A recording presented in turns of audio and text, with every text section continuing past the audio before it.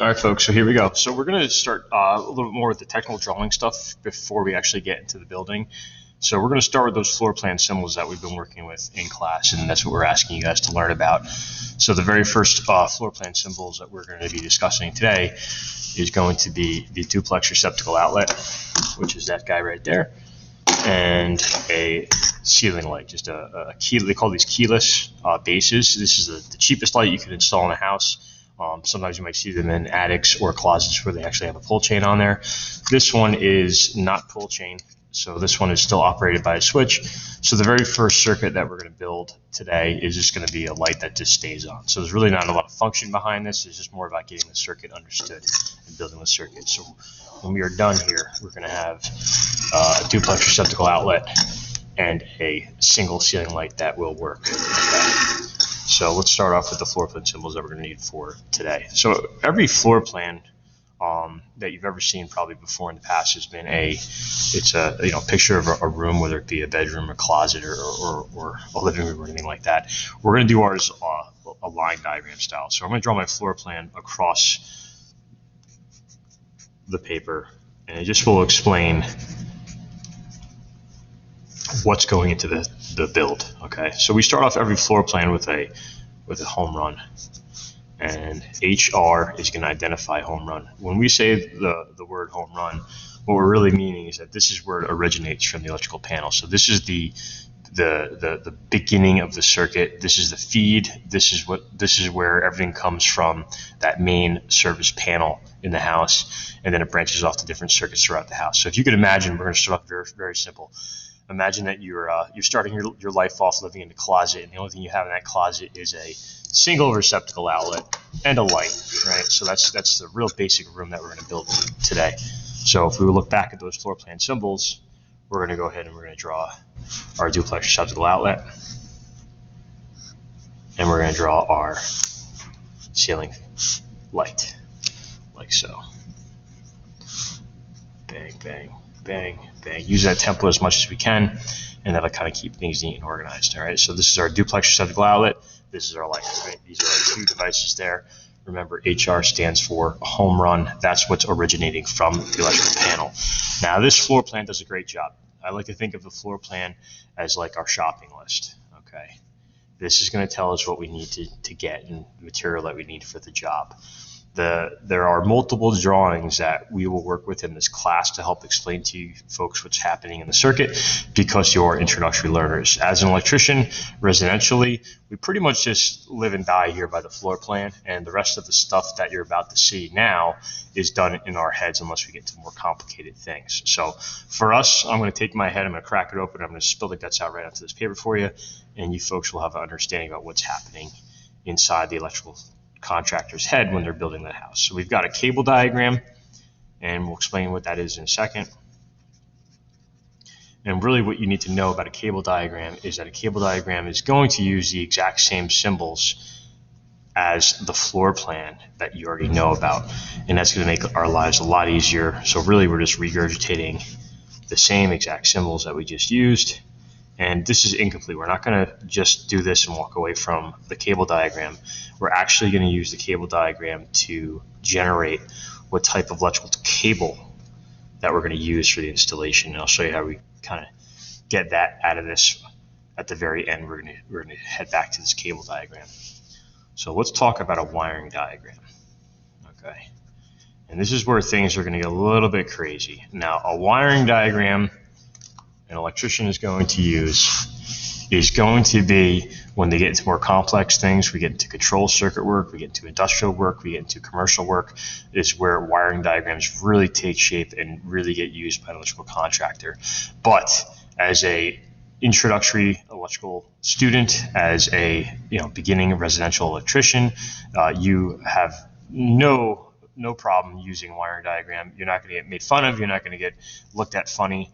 This is how we hash things out and make sure that we're building the circuit correctly. So in the very beginning of your careers as electricians, or just as a homeowner trying to do work on your house, this wiring diagram can kind of help you really get through some more difficult projects as a DIYer. Okay, so these are the common symbols that we're going to find and see for a wiring diagram. So I'll leave this kind of here for a second so you can take a look at those, and I'll have this posted and link as a PDF as well. So our circuit breaker, okay, if we go back to the original Edpuzzle videos, this is what's connected into your panel. This is a 15 amp circuit breaker. One of those hot wires off that 240, 120 volt electrical circuit going into your main service panel is going to come off of this. So this little breaker here is a 15 amp breaker, and you can see that very closely rated at the top of that breaker tab right there. It has a off position and it has the on position, and this is really just a switch, right? So power will leave out through the screw terminal, and we will connect to the bus, the copper bus of your main electrical panel with this little kind of tab connection point here. So the power will run through here and through this device and then out of the screw terminal here. There's bimetallic strips in here. So these circuit breakers do turn off and trip automatically, and they do so by that bimetallic strip. As that strip heats up, as current flows, heat is increased, and those two little pieces of metal will actually bend and separate away from each other and disconnect the circuit, okay? And there's also magnetism that's involved here. So heat and magnetism. Inside of here, we'll get into magnetism a little bit later on in the year, but we do pass current through a coil of wire. We do create a magnetic field, and we can actually use that magnetic field to help turn that circuit breaker off or trip that circuit breaker. Okay. So back to these symbols, here we go. So that's our circuit breaker, that's our neutral bar, and what I want you guys to remember from the very beginning, that this is a package deal. We will never see these two on a drawing far apart from each other. So I want you to remember from here on out that this is your home run.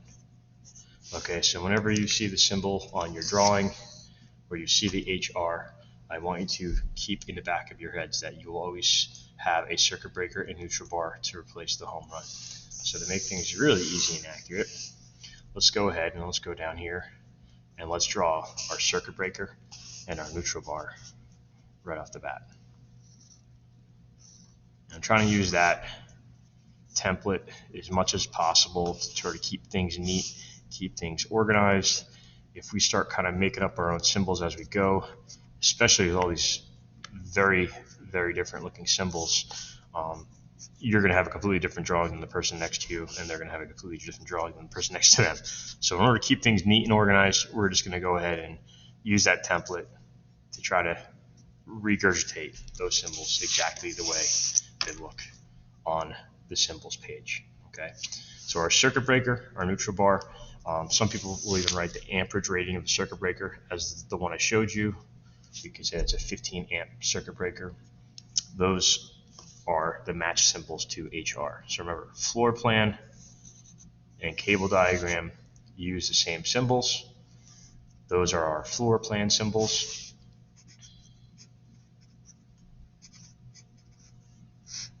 And then our wiring diagram, we'll use our wiring diagram symbols. Okay, so really this is two completely separate types of symbols between the floor plan and cable, and then the wiring diagram, which is very specific symbols that kind of show the terminal connections and where we're going to connect things. So duplex receptacle outlet. We've got our symbol right here. So we're going to draw this symbol right below our duplex receptacle outlet, once again using the template. And then we can talk business about that duplex receptacle outlet in a sec. Go ahead, draw that duplex receptacle outlet. I'm going to kind of cheat here. Use that. Bang. Just trying to keep things neat. One line long, one line short. I'll explain to you why. One line long, one line short. Go ahead, finish the symbol off like this. Okay, so here's our duplex receptacle outlet. A lot of things to know about this. All right, so we call this the yoke or the strap. This is what the metal connection piece is that holds the entire device together. So this is the mechanical connection that holds all the parts together. If I were to break this blue plastic off, you would see this kind of metal bracket or tab going to go all the way through the device itself. Now, screw terminals. There's a bunch of different screw terminals on here. There's a bunch of different information written on the backs of these, and they actually do a pretty good job now of identifying where wires go. So if you can see, this is white. This will say hot. Okay, so if we go back to those videos that we talked about, we've got a hot wire. That's usually our black wire. We've got our white wire, which is usually considered or called our neutral, and then green is always ground. Okay, so if you notice that the green ground tab, it's actually connected to the yoke or the chassis of the receptacle. So keep that in mind. Okay. On the drawing itself, once again, I've got a long tab, I've got a short tab. So looking at this receptacle outlet, we also have a long eye and a short eye, and we got the nose here. Keep in mind that this is my neutral, the longer eye, and it's on the same side with my silver colored screws here. And these two screws, does not matter which screw you use because there is a center tab connecting the two together. Ground screw, connect to the chassis, that's my ground right there. And then finally our hot. We've got these brass colored screw terminals, a little tab that connects the two together, and that connects directly to both these. Okay, so now your outlet. Mr. Maraldi, if I connect to this screw, will it only give power to this top part of the outlet? Yes and no. Well, here's the idea behind this. These are designed with these little bridges or tabs connecting these guys together.